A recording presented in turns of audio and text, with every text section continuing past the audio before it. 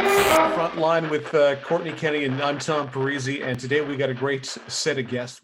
We've got a jam-packed episode of the Frontline this week, and you can see by the screen if you're watching, we got a jam-packed group. It's going to be fantastic. I'm Tom Parisi, he's Kortney Kenny, friend of the show. Adam Dennis is along for the ride with us as well, and we're going to talk some stuff with him in just a bit. And also a special guest joining us, high school student from right here in North Bay, looking to explore the world of hockey that's not actually on the ice. We got Izaya joining us. So Izaya, thank you so much for dropping by. Yeah, no problem. Hey, I know you got a whole bunch of questions for our friend of the show, Mr. Dennis. We got to say that. Yes, I do. And we're going to get this going. We're going to have some fun. So the big news lately, Adam, is the import draft passing and drafting defenseman out of Russia, Alexander Lucan. What can you tell us about him other than it looks like he clashes with Captain America every now and then?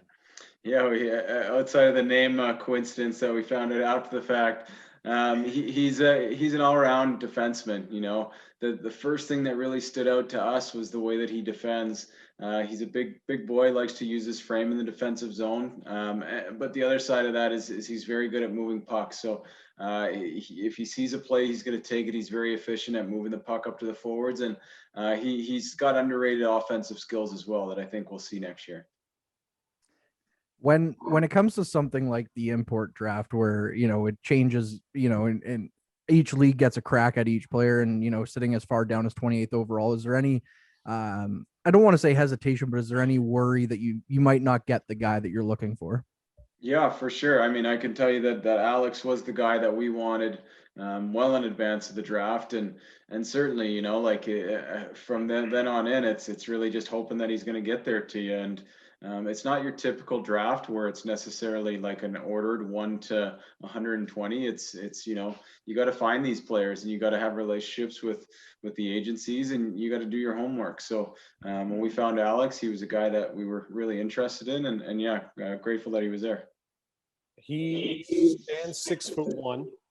He looks pretty mobile. I mean, he looks pretty mature physically for his age, which is fantastic. But was there any trepidation, Mr. Dennis, when you took another defenseman? Because I know you guys are really loaded on the back end. Yeah, I mean, I think it was more just making sure that we brought in a quality player in the import draft. That was something that was very important, and we felt that Alex fit that mold. I think what we're going to see at every position coming into training camp this year is we're going to have a lot of guys just with the double cohorted draft coming in together. So something that we really wanted to address over the last couple of years has been our defense, and I don't think that you can ever have enough good ones, and we'll let the players sort itself out as to who's going to get the most ice time. With the import draft, wrapping up and only taking the one selection with Alex, I obviously that's stating the obvious, but Matvei Petrov is still very much part of the plans. Yes, Matvei will be with us next season. Yeah, one thing I was just curious about. So with the NHL draft coming, and of course, they usually the drafts before the import draft, but it looks like he's going to be taken. Mm-hmm. And then the NHL team kind of holds his cards. Is there any worry with that, or is there plans in place? Like, Matvei, you definitely are pretty optimistic he's coming to North Bay.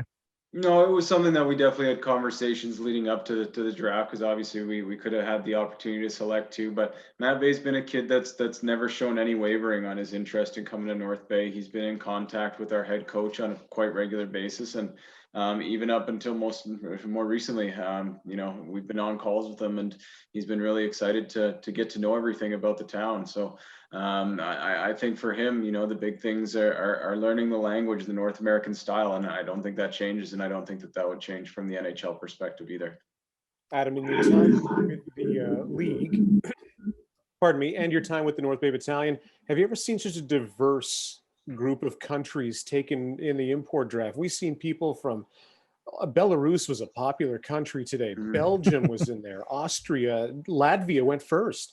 I mean, have you ever seen this so much diversity like that? Yeah, I was pretty proud to see an Italian-born player as well too. So I played for the Italian national team, so it's always great to see the growth of these not well-known hockey nation. So it's pretty cool for sure. And I think it speaks to the growth of the game. It's no longer just a Canadian game. It's growing all over the world. And I think that's something that's pretty exciting. Before we move on any further, I think now would be a pretty good time to open up the floor to Izaya. Izaya, if you had any questions for Adam, by all means, fire away. Wait, so you were in the NHL, right? For like Buffalo Sabres, right? Small cup of coffee. So I was a goalie, so I got to back up 4 games. Yeah, so I got a taste of it.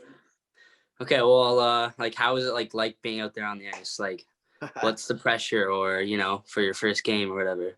Oh, it was nerve-wracking, to be honest. And when you're a young guy going up and you're seeing all the guys that you see on TV quite regularly, you like the first time, honestly, I just didn't want to embarrass myself. I wanted to make sure my first step on the ice, I didn't fall down or anything like that. So those are the biggest things. But you know what? I think it's like any of the teams that I've been on.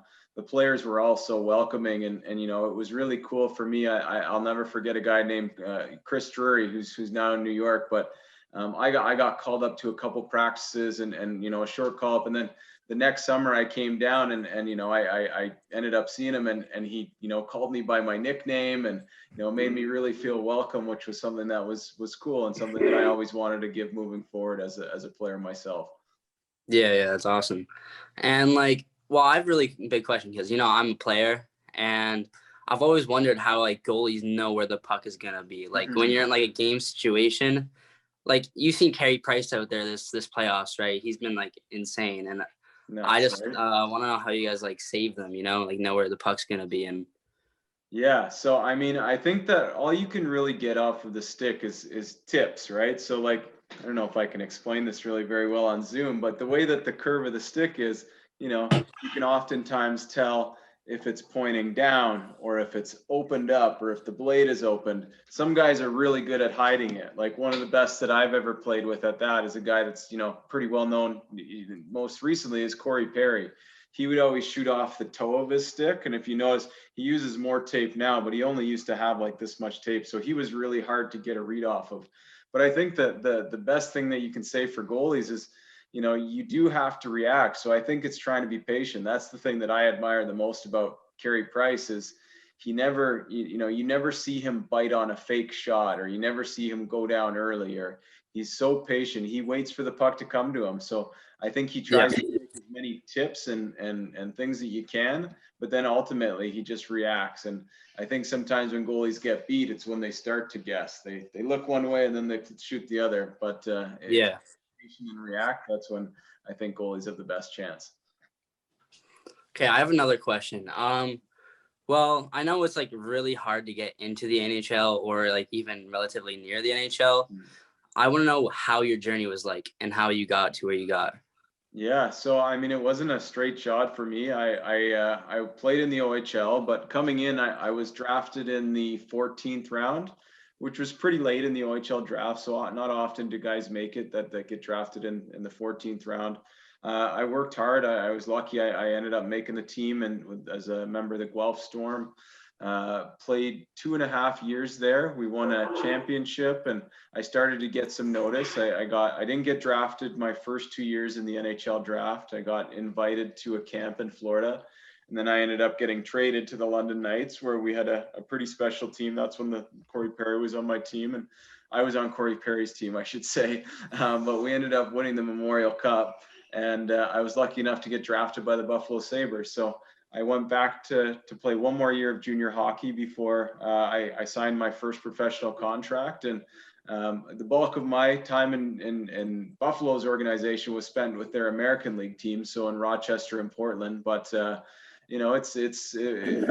break that I got was when Ryan Miller, I'm not sure if he's just retired this year, so you probably remember him, but he had gotten hurt. I think he broke his thumb or something to that effect, and I ended up getting called up for about 2 weeks, and it was pretty fortunate. It happened in my first year of my contract, but also pretty, you got to catch some breaks because there was not another call up in the next 3 years that I was in Buffalo. Nobody got hurt. So it's just kind of the way it goes. So you got to stay ready, keep making sure that you're ready for your opportunity. Well, did you like always play for North Bay, or did you play like any other places? No, so I never actually got to play in North Bay. So North Bay for me, when I started playing in the OHL, it was the year after they had just moved to Saginaw. So I unfortunately missed playing in North Bay as a player. But Yeah. when I got to come back to North Bay, I was working at the OHL office. So when I was working at the OHL office, I got to see kind of every different team in the OHL, and I was just totally drawn to North Bay. Just the Yeah. atmosphere, the community. I love the rink. But for me in junior hockey, I played in Guelph and London. Some of the favorite places I played in Europe for a little bit. So I played in Cologne for about 2-3 months, and it was just a really cool venue. The fans over there are crazy. They don't sit down the whole game. They yell the entire game. They chant, they sing. So that was probably one of the coolest places that I got to play. Cool. Well, that's most of my questions for now. I'll ask you any if any come up. So, yeah. Awesome. Thanks, Izaya. By all means, if you can think of anything, just don't hesitate. So, Adam, we had you, or we talked to you during the actual priority selection itself, but we didn't have you on the podcast. We just had your clips afterwards. If you can, just tell us about the two guys that you have signed already, Outwater and Romani, and what they're going to bring to the team in October. Well, Romani has not been officially signed yet. Oh, okay. I'll cut that out. My bad. Sorry. Yeah. So he did come up for a visit though. So Owen Outwater, he with his signing, it was something that we wanted to get done right away. He's a special player and a guy that we really just wanted to kind of get ingrained in our culture and our system. So happy to get him signed, and now just really focused on getting him into our program, which we've been able to do a lot of with Zoom with both Nicholas Seaman and Anthony Romani. Though, I mean, we're getting two guys that have played together for quite some time, and we have quite a bit of familiarity with too. So our assistant general manager, you guys now know too, John Winstanley, he actually coached the year above the players. So two of his regular call-ups whenever he got an injury or needed a player were, Nicholas Seaman, Anthony Romani. So having that insight, getting to know how they are in the dressing room, how they are amongst their teammates, and how they play with older players was really great insight into what we were looking into with those guys. So we've dived into the import draft, the priority draft. Now we got to talk about the regular season. The schedule finally comes out. We open on the 7th at home versus Peterborough. How exciting is it to see the actual full schedule? That for me makes it all kind of seem real, because I'll tell you, there's been a lot of planning. I think we planned training camp about 5 times now, but we've never had a schedule. So to get a schedule now and it really makes it seem real, and it's been a long time coming. So we're thrilled. We've been sitting down as a staff and planning our road trips and booking our hotels and thinking of our team building opportunities. So it's a really fun time for our group. You guys open, I think, in the first 2 months. You're not at home very much, though. It's going to be very much a road warrior team in the first half of the season. What's that kind of like in going through your mind that there's going to be a lot of opportunities for the team to bond, but also there's a lot of opportunities, where you're going into some imposing buildings. Yeah, and you nailed it right there, though. There's lots of opportunities for team bonding in our mind, and I think that's something that I always remember as a player, is getting on the road, getting on the bus, and arguing about what movie to put on, like jostling for position at the gas station to get your snacks. Those are the times that you really grow as a group. So I think it's going to be a good experience for our team, and it also means that we got more home games in the back end when we've got all that team building under our belt. So it's something that I feel like we've dealt with it every single year that I've been here, at least 2, with the bigger road schedule early on. But we're just happy to have games for sure. 13 home games before the new year. That's it. It's a lot after then. A bunch after. It's incredible, but the travel's not going to be as bad this year without the Western Conference. So it's almost like you're playing mini series against every other team. Does this make it easier or harder to prep for things? Well, I think that as far as the pre-scouting goes, you should get a pretty good familiarity of the other team's players and the way that they're playing. But I think what it does is it creates some pretty cool rivalries. If it wasn't already heated enough with Sudbury, let's tack on a couple more games to that rivalry. And same with Barrie.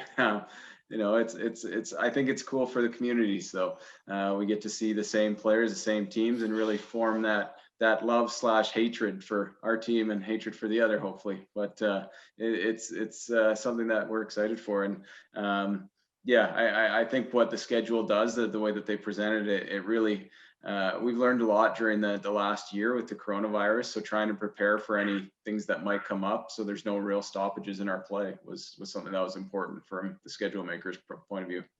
Every game across the season, of course, or across the schedule is important. I mean, 2 points in October can loom large come the end of the season in March.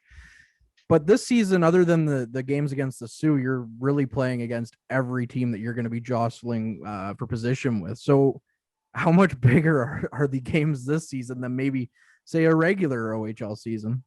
Yeah, I mean, it's the famous 4-point games, right? They mean a lot more when they're in your conference, because they're meaningful for the standings. So I think it adds to the previous point. It's not going to be just a playoff push at the end of the season. It's going to be a lot of those rivalry games. It's going to be a playoff type atmosphere more often than not. And it's something that I think is good for our players, especially after the year off. I'm sure they're all chomping at the bit. I was about to ask, I don't know if you've talked to any of them, but how do they feel about seeing an actual full schedule, and what do they think about it? Yeah, I've only talked to a couple of them personally since then. We've been kind of focused in on the drafts, but our coaching staff has met with our team through Zoom just recently. We're doing some breakout sessions, some individual meetings with a couple of the different age groups and things like that. But I think for a player too, it's like it's having that date. It gives you some time to plan your summer training. It gives you an opportunity to say, okay, here's where I can take my breaks. Here's where I really need to hit it hard. Here's where I need to get back on the ice. And I think from a hockey player's point of view, they're so structured and routine oriented that having these dates are crucial. It gives them a lot of information on how they proceed the rest of their summer. Yeah, I was just going to say one thing that we kind of learned in our process of doing these podcasts is a lot of the players, obviously everyone's a creature of habit, but a lot of the players had to start and stop last year. So just talking to the group, I'm sure that, some of the guys that didn't get to play yet in the O are pretty excited, but I bet you they're all just excited that they know the routine is going to be in place coming up to September 4th for the first part. Yeah. And you know what? We've been in good communication with our group throughout the entire time, and our kids have put in the work. So I know for most of them, they're so antsy to show the fruits of their labor. I mean, it's been, by the time we get back to it in September, it'll be 18 months of just working on their own. So I'm sure most of them are probably looking forward to show off what they've done in their spare time. Has there been any talks with our friends at the North Bay Parry Sound Public Health about fans at all? Not yet at this point. I think we're all still kind of progressing as we are through the stages, and I'm hoping that we can continue having the vaccines roll out as they have been, and let the people in those health positions do what they do, and we'll worry about the hockey. But I think that's the best way to approach this thing is we'll stay in our lane, and when they're ready, we'll be ready. Well, I have to say, as of the recording today, I was there earlier getting my second shot, and they said there's going to be over 3,000 people that were going through Memorial Gardens today. So that's pretty impressive, that number alone. It's amazing. And I got my first shot, my second one scheduled for about a week from now. But it's amazing the work that they've done there too. And it's a real credit to the health unit, and the people that have been doing it at Memorial Gardens have been so organized, and it's been really cool to see how they've pulled together and pulled it off. Lucky enough to get my second shot next week. Nice. So I can't wait. There you go. Yeah, it was. I think I was in and out of there, and I was maybe 15 minutes the entire time I was there. Yeah, it was crazy. Yeah, they're amazing. Yeah, it will be nice though to see the ice on there again. I will say that. yes. No question about that. It's too warm in there. Yeah, it was a little uncomfortable today. I was like, okay, come on, let's go. I want to see Joe manning the pipes. Yeah. Speaking of Joe, I know this is kind of more of an overlapping question about a lot of the young guys on the team, because usually you see them go away in November, your rookie class and stuff. So I know that there's not much that is known right now, but you might actually end up having a lot of man games lost to players going off to do, great things for their development, of course, and represent Canada and whatnot at different events. What kind of challenges does that bring to a team? I know we're talking about months in advance here, but still. Yeah, those are great challenges. Those are challenges that we strive for. I mean, we want guys at the U17, at the U18, at NHL camps, all of it. And I think it's only positives for your program. It gives younger guys opportunity to step up when those guys are away. But also, the more green helmets we can have all over North America is the better. I think it's something that we want to see. And it's what we're all here for. We want to win championships, but more importantly, we're trying to push these young men to the next level, and we've got to develop them to do that. So it's stuff that we're challenges for sure, but I think that's why we do our homework in the draft and why we have a good stable of young guys that are chomping at the bit to get an opportunity. Speaking of next level, I don't think we've mentioned this with you, and there's so many times that we've had you on now, it's all kind of not blending together, but I'm not sure what we've asked you and what we haven't. But just your thoughts on Mason Primo signing his contract with the Golden Knights. Yeah, thrilled for him, and not totally surprised. That's Mason, and when he got that opportunity to go out with Vegas, we knew that they would see all the things that we saw from him on a daily basis. And it's the work ethic, the way that he approaches the game, the way that he approaches practice. He's been a pro since the time that we got him, and Vegas is getting a great player and an even better person. One of the last ones I have for you is unfortunately your captain Luke Moncada didn't get to play another game with the battalion. Just he goes up and plays with Cleveland. I think he scored at least a goal up there as well. So just your thoughts on him moving on, and hopefully we'll get to see him at a game here at some point. Yeah, I have no doubt that like Luke's hockey career is gonna have a lot of depth and length to it from here on out. But I think that what people won't see next year is the impact that Luke's made on some of that younger group, which will now be kind of the leadership group moving into next year. Luke's really been one of the biggest pieces to our rebuild, so to speak. And it is one of the biggest shames that's happened over this pandemic, as we as a staff and as a community don't get to experience Luke in his last year with us. But certainly he's not going to be forgotten, and one of the best captains in my time for sure. And I can tell you that his impact is going to be far-reaching in our dressing room. When it comes to that, just kind of leapfrogging off that, you mentioned, some of those younger guys who we're still going to think of, like the Arnsbys and Christopoulos as rookies, going into their they are going into their second year, but now it's technically would be their third. Mm-hmm. Where they kind of have to grab the torch and blaze the trail that Luke kind of did. How tough is that for those guys where they've lost an entire season of trying to, see what works for them leadership wise or not? Yeah, I mean, that's some of the gaps that we've tried to fill in through Zoom. And I can certainly tell you that those boys don't feel sorry for themselves, and they wanted it last year. So I can only imagine that the hunger is just growing a little bit more.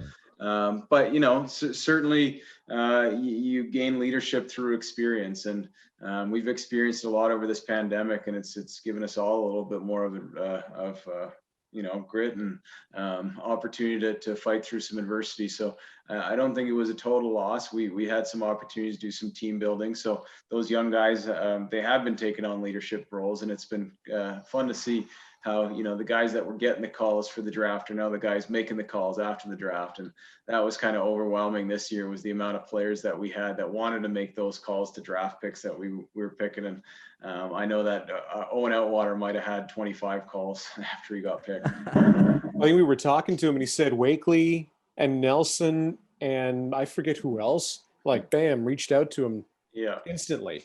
Yeah, and it speaks to those guys. It wasn't something that we had to track them down to do. They came to us and they volunteered. Well, we're excited to finally see them on the ice come October 7th for sure. Before we go, Izaya, do you have any other questions for Adam? Well, I have to ask, how is the community, and how what made you want to join the community of the North Bay battalions? Yeah, so I'm from Toronto. So for Yeah. me, I love the smaller town atmosphere. And when I think of junior hockey, this is the kind of community that I do think about. Like North Bay, it is a hockey town. People really care about the town. I think it's important that we're making an impact on, the minor hockey associations, the Trappers, the Ice Bolts. But I think for me, what's really exciting is when you can make an impact on people's day to day, and people do care about our team in town. If we're doing well, it's pride all over the community. If there's somebody that's from the North Bay Battalion that's playing on the World Junior team, the whole community kind of rallies around it, and that for me was what I wanted to be a part of. Junior hockey's been part of my life since I was 16 years old, and I won't tell you how old I am now, but it's been more than half my life that I've been involved in junior hockey, and I couldn't think of a better city than North Bay to kind of represent what junior hockey is to not just Ontario, Canada, and people like myself who have gone through it, and it's impacted our lives in such great ways. So, sorry, long-winded answer, but yeah, that's where it's at. That was great. All right. Well, thank you for the questions, Izaya, and of course, as always, Yep, thank you so much no for joining us, Adam. It's always a treat to have you on the show. Speaking of, we're coming up to our first Tom and I were talking about it today. We're coming up to our first little anniversary of doing our little podcast here, and you were our first guest almost 365 days ago, talking about the same subject, the import draft. So we always appreciate you making time to join us. Hey, it's my pleasure. And thank you guys so much for what you do. I can't tell you the amount of feedback that I get from either newly drafted players or players that we've already picked or billets that just get such a kick about getting an update on our team and the way you guys do it. We all really appreciate it. And it's become, something that we as a staff all look forward to listening to as well. That Bill Holder one was gold. That was a favorite. He's got to come back. Yeah. All right. Okay, guys. All right. Thank you, Adam Dennis. I'm glad he showed up because we had a lot to talk about. We had Izaya with us. Izaya, I can't believe he asked those questions. More important, I can't believe we didn't ask those questions. Maybe I was trying to. Maybe we can dive back into those because I'm sure there's some good hidden gems in those Rochester, Portland days and London days. I feel like we could just have Adam on to talk about anything not battalion related sometime because there's just so much to dive in there with. Right. I got too many questions and I've been putting it off for almost a year now to ask him all these kinds of questions. So we'll have to have him back on. But well, that goes without saying. I'm saying. But we do want to highlight the schedule real quick before we take off. We've mentioned it. You've seen it, home opener Peterborough, October 7th. But we mentioned it just kind of in passing with Adam earlier, Kortney, but 13 home games in 2021. That's not that many. Yeah. And, if I was a team, I'd be happy with this. I'd love to just duke it out on the road as often as I could to get it early and done with. And you come home, the fans are rabid, hopefully. And I actually like this schedule. It's like the first time they've made a schedule that actually works for the battalion. It's not an insane travel schedule. Well, part of that is also we touched on it, right? The COVID side of things. We don't know what kind of world we're going to be walking into October 7th. It's not far away, but it is far away, especially in the world of a pandemic. We're not out of the woods as of yet. We're pretty close. I mean, my nice background, I was sitting right about there getting my needle right where the B is. So, got both of them now. So hopefully it continues that way and hopefully it continues to work. But the schedule itself, very excited because we didn't get that at all last year, as Adam mentioned as well. It was always kind of, we're going to start this day. We're pushing it back. Hey, we're going to start this day. We're pushing it back. Hey, we're going to start this. We're pushing it back. And then when we had David Branch on, the commissioner of the league, saying we were close to 6 hours away, from the announcement, and then the season didn't happen, of course. And here we are and going into July, where you and I started the podcast on July 12th last year. And we thought, surely we'll have some OHL games to talk about at some point, and we have yet to. So But what do you say we break down that first month? We'll go over it because I'm pretty sure that one's as set in stone as we can. So we talked home opener, Peterborough, 7:00 at the Gardens. I hope to see you there. But the next night, driving to the Sioux for a 7:00 game. And as a person who's made that trip too many times, that's a long drive and that's a tough game to play. I mean, the Sioux was trying to host the Memorial Cup. I mean, they're not going to be easy to play against. It's never an easy place to play in, No. especially if you can get the fans in. But I mean, maybe it's good. Maybe, they beat Peterborough and they ride that high into the Sioux and beat them too. That's a pretty solid way to start off your schedule, I think. Well, not only that, but it kind of gets everybody into the lineup right away too, because whoever may be sitting on against Peterborough is probably going to get into the lineup against the Sioux. Whoever your backup is to Joe, be it Reese or Dom, they're probably going to start the next game, or Joe starts against the Sioux and so, or one of the previous two, or someone I can't think of right now starts the home opener. Who knows? But you get everybody into the OHL experience within the first two games of the season. There's no sitting around. There's no waiting.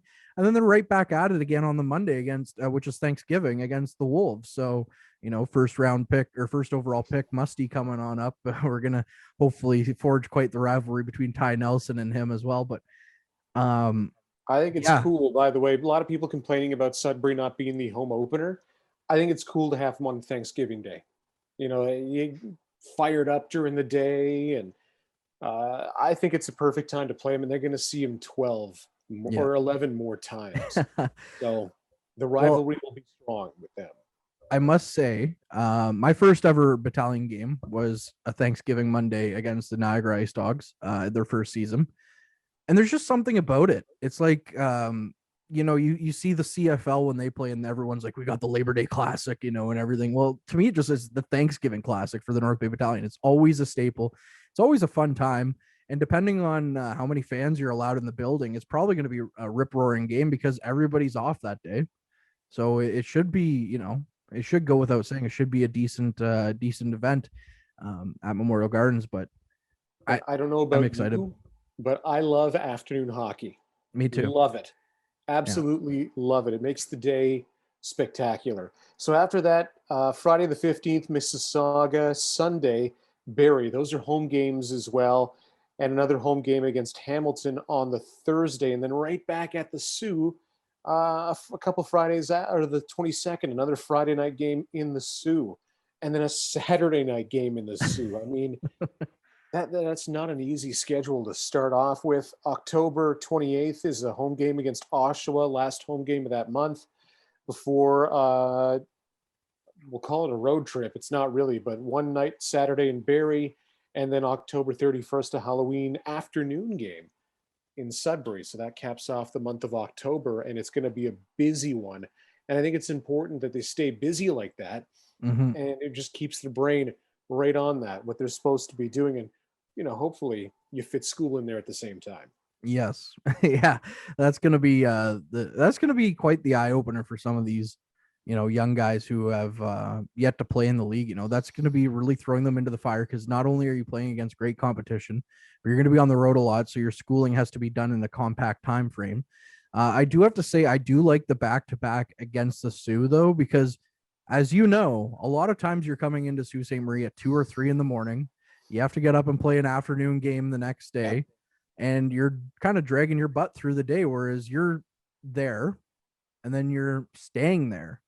It's going to be interesting to see if they have their legs under them, pretty well after getting a full night's rest in the Sioux.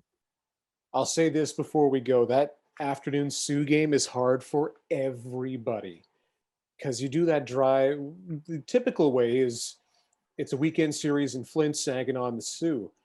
And I'm not sure if they still do it this way, but when I was with the team, we stayed in Saginaw, drove about a half hour down the road to Flint, stayed back in Saginaw, played the game the next night against the Spirit. And after the game, you make your way to the Sioux because you have an afternoon game. If you were to leave Saginaw in the morning, you'd have to leave at an ungodly hour. It's just not worth it. So it's going to be awful no matter which way you go. And then you got to get up. And the cool part is the hotel they usually stay at is right beside the arena. So, I mean, you can just walk over. But in the winter, it's dark, it's snowy. Yeah. It's not an easy game. It's if you ever think, oh, they're kids and whatnot, you try it. You drive from Saginaw to Sioux and tell me how you do if you had to do something like that. It was even hard for me talking. You didn't have it tired. The game was a wash sometimes for either side. And oh, mercy. Well, and not only that, but well, thankfully it's not in winter, because I think that's all three of the road games against the Sioux are all in that first month, right? The first 2 weeks. One thing I did want to point out, I believe you mentioned it, but was that the 15th? Was that a Friday game at home? Friday, October 15th, Mississauga, 7:00. Yeah, so that's different. Yeah, there's not too many Friday home games, but there's a fair amount of them this time around. Yeah. Normally it's all Thursday, Sundays, type of thing. You get the odd Wednesday or whatever day New Year's Eve falls on, they get the home game in the afternoon there on New Year's Eve. So it's going to be interesting. But another thing that we should point out, in case you missed the episode, if you missed the episode, go back and listen to it. There's a lot of great information in there from David Branch, the commissioner of the OHL. He mentioned that it's going to be about 40% of the schedule before Christmas this year and 60% after. Usually it's a 50-50 split. So there's going to be a lot more hockey in late December, January, February, March, the playoff drive.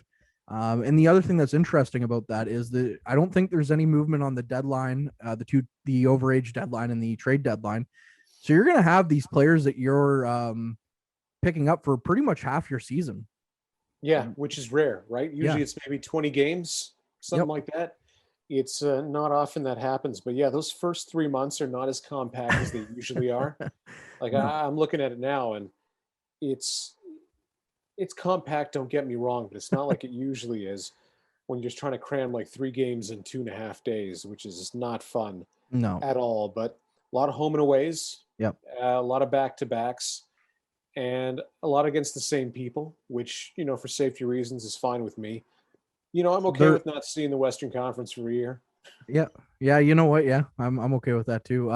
There is the generic, or well, not the generic, but the typical, I believe it's in early November, that stretch where they're not playing at home for a good while, where they do the Kingston, Peterborough, Ottawa trip.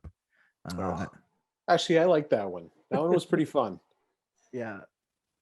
Yeah. So there's some interesting stuff. And one more thing I wanted to point out on the schedule. I actually had a couple of things that I wanted to point out, but the one thing I'll say, and then you can go ahead and whatever your thoughts are on it is, we mentioned that they're on the road a lot through October, November, but also in February as well. I know it is the, back half of the season, and it is going to be great getting all those home games as they make the push for the playoffs and, seeding and all that stuff. As Adam mentioned, it's going to be a 4-point game almost every night, unless you're playing the Sioux, which is the only Western Conference team that they're going to be playing. But yeah, they're on the road quite a bit in February too. So their mettle is going to be tested then as well, when, you're a little bit more tired because the season's, 3/4 of the way over. And, but as we've heard before, there's no rookies after December. I've heard that many times before. And yeah, those first 3 months, you're going to see what you got, and you're going to see it quick. I think this year, usually you see teams can, maybe we won't call them the lesser teams, but the teams who aren't maybe as skilled as some of the higher end ones year in, year out, I think you'll see those guys drop off faster this time around. So I think you'll see the cream of the crop show up faster. And it wouldn't shock me if trades even happen maybe before the deadline. Like, I'm pretty sure you're going to figure out maybe mid-December what you've got in the tank this year, and if it's worth pursuing, a run or not, and going after that player that might work things out. One thing that just popped into my mind right now is, because we're not seeing much of the West, but I wonder if you'll be able to trade with the West. Yeah, they'll be interesting.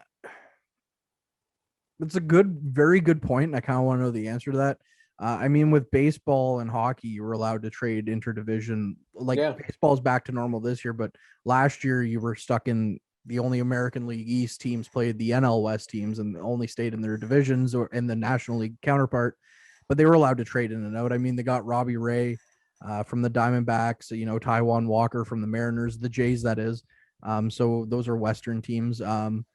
And then, of course, the Leafs picking up like Nick Foligno and all that stuff at the deadline. But it'll be interesting to see because it's on such a smaller scale with the OHL, what the game plan is there.